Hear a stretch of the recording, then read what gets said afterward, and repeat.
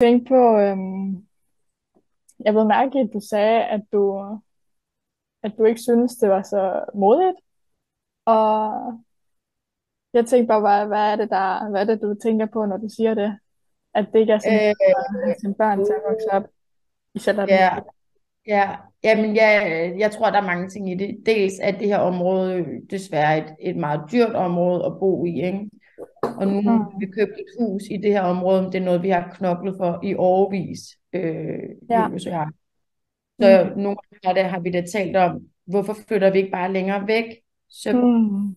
så kan vi godt købe så kan vi godt købe et hus. Vi kan måske købe med en endnu større have, end den vi har fået nu, øhm, og det er noget med ikke rigtig at have mod til at flytte langt væk. Altså, vi har kigget, vi har da også for sjovt snakket om, vi kunne også bare flytte til Fyn, eller vi kunne også bare flytte til Jylland, eller sådan, vi kunne også bare prøve at